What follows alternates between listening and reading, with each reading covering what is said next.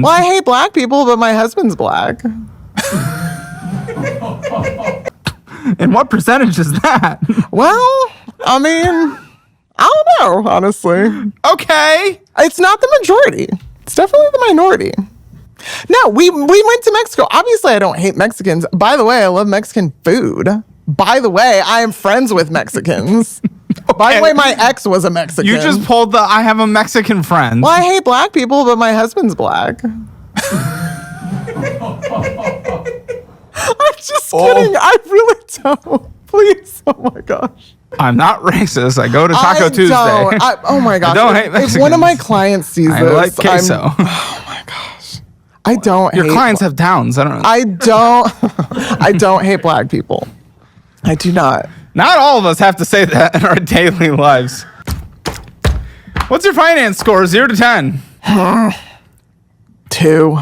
Okay. Hey lovely people. So Caleb Hammer released this video as a part of his series where folks will come to him with a financial mess and he does a financial audit for them. Most of the people that visit him on the show, they do have to get through a casting person and they are always a big personality, or they have some type of strange behavior about them or some crazy situation they're going through.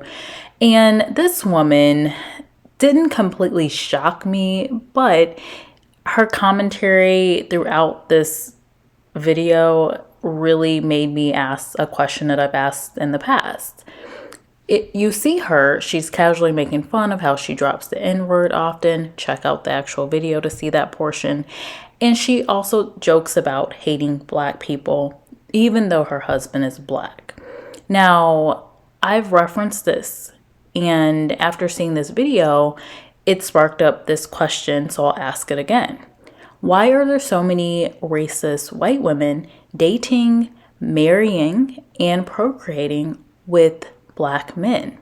What is the psychology behind hating a group of people so much that you procreate with someone of that group to make a mixed race child with those same features that you hate from this group of people? Now, I mentioned before about the biracial people on TikTok complaining about their white moms, and I'd like to highlight some of them here. You will notice a theme of demonstrated hatred of the child's black features, even shock that their child doesn't have white features. You'll see one girl is talking about her mom is surprised and asking the question, why doesn't she have blonde hair and blue eyes? Genetics, right? And so there's also videos of them talking about different forms of mistreatment by their white mom. Now, this is not to say that every white woman that has decided to have a mixed race child with a black man is like the women described here. But my question is, why are there so many of them? And who are these black men that are signing up to procreate with racist white women? And I know they all can't be NBA players and other athletes. We already know that there's the expectation of a lot of self-hatred in that particular group. Y'all let me know what y'all think about this. My mom was a racist white woman, and she hated black people, which is crazy because look at me, guys. I'm black. I'm black. And when I tell you, she used to ask me all the time why I didn't have blonde hair, blue eyes, and light skin. I'm like, Mom, you're the one who ended up with the black man. Why are you asking me why I'm not light-skinned? Like, you should be asking yourself why I'm not light-skinned, okay? And throughout most embarrassing thing, throughout elementary school, through almost like beginning of high school, I would tell people I wasn't black because my mom was like determined and brainwashed me to believe that I wasn't black. So embarrassing. Why did people even talk to me? Like, I was adamant I was not black. And when they would ask me, I'd be like, well, I'm not black. I don't know what you mean. And they're like, what the fuck do you think I mean? So embarrassing. My white mom told me that she used to literally pray and hope that the whole entire time she was pregnant with me, that I would not come out with an afro. Because if I was born with an afro, she wouldn't know what the fuck to do with my hair. She don't know how to do black people hair. And I will say, she 100% got what she wanted, because I definitely don't have an afro. Definitely don't have an afro. And whenever she would get extremely mad at me, she would tell me that I'm ugly just like my father. I know that she doesn't think I'm ugly. I just don't like how every time I remind her of a black man is when I become ugly. So all I'm saying is that her mom don't say nothing like that to any of her kids. My uncle don't say nothing like that to any of his kids. And her sister ain't never said nothing like that to any of her kids.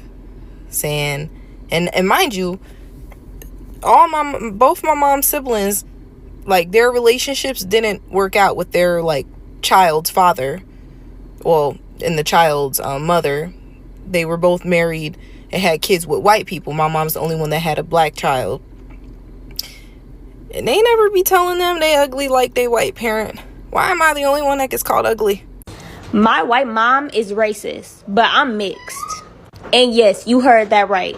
My mom has 2 black kids and she's racist. She had multiple black partners, including my father, and they were even married at one point. As I got older, I started to realize how racist she was. She would call my friends and their moms monkeys. She said my dad was blacker than her shit. She called my brother's friend the hard N-word and then punched him in the face. Me and my older brother share the same mom and dad, but my younger brother is white. He was always treated a little bit differently than we were. She had bipolar disorder and she would always get real angry, and when she would get in her little modes, she would argue with everybody and just start saying a lot of racist things. My grandparents were even racist and they didn't mind her acting that way.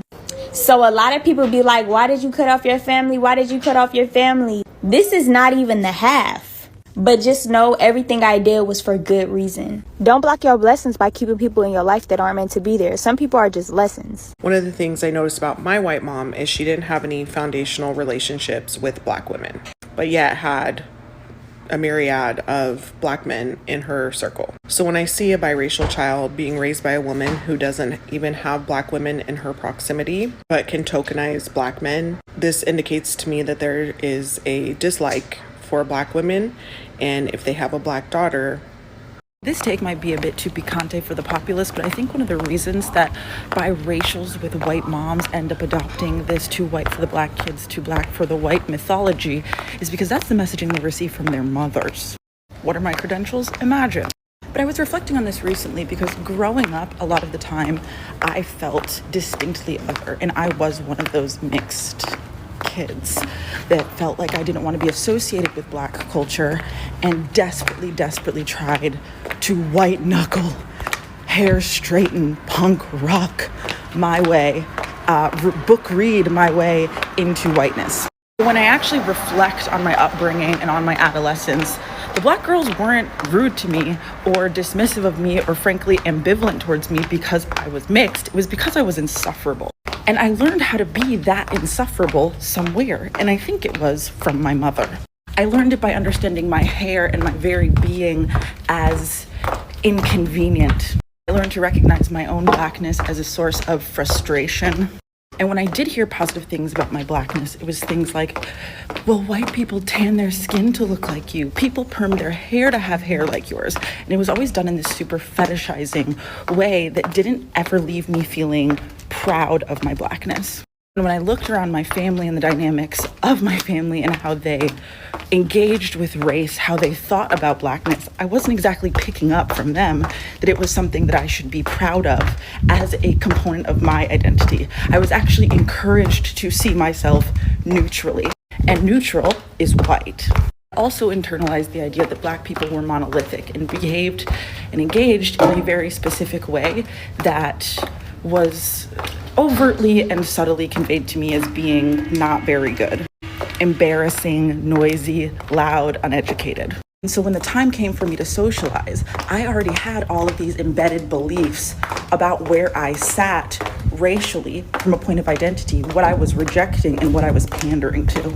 I could have been welcomed with open arms and truly believe there were times, especially in my early childhood and middle school days, where I was, but I was unable to receive it because my identity had already been fractured. My relationship to Blackness had already been damaged, if you will.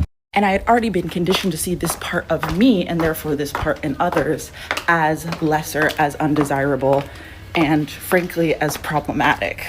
Being raised by a white mother left me very ignorant, but also anti-Black for many years in my life. And that's not something like I say with pride at all. I say it with a lot of shame. Now, I know that because of how I was raised, and because my dad didn't do his job as a Black man, being married to a white woman, that I guess it wasn't my fault as a kid, but the more work that I'm doing and the more,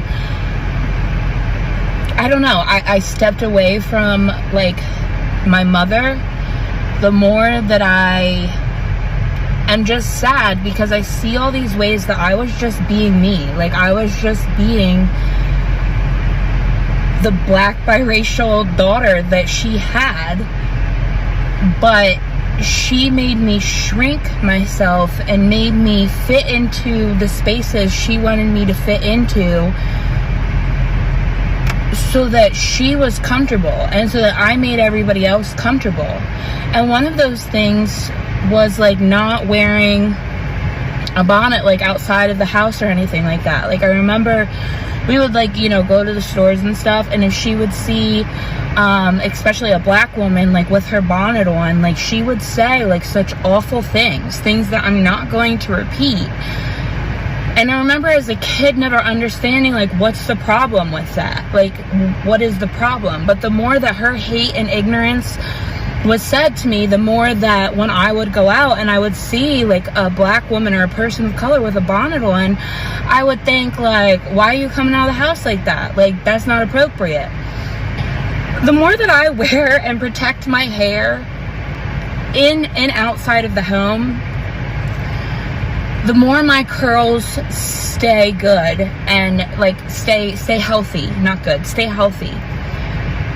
And now there's no shame, and there's nobody coming up to me saying anything, there's nobody looking at me funny. It was just my mom's own internal hatred for women of color, and the fact that she felt so confident to and proud to say those things around her biracial daughters that influenced my brain to think that it was an issue when it wasn't an issue. And I always knew it was an issue, but when your mother that raises you continues to be so toxic, I guess your brain starts to change. But it makes me so sad because I spent so many years not protecting my hair outside of the home because of what my mother said, and allowed myself to internalize that instead of just being proud of who I was and learning from other women of color on how to protect my hair. So you all have heard the stories. Let me know what you think. I think it's really sad that more attention and care is not done when people are deciding to make children. You're bringing life into this world and people are doing it in a nonchalant way. And then you have this situation, which is even more extreme, where you're bringing in a child into this world knowingly with features that you hate from a group of people that you hate. That seems really sick to me, and I do feel bad for the children that have been raised in these different environments, right? There's so many issues that children already have to deal with. If you're growing up in poverty, if you're growing up and you have certain disabilities, there's plenty of things that children have to deal with, right? And parents do their best, well, most parents, I would say, parents that I know do their best to raise their children in the best way that they know how. So when I hear these different stories of these parents that basically hate their children, it's pretty heartbreaking. But anywho, let me know what y'all think about this. Talk to y'all later.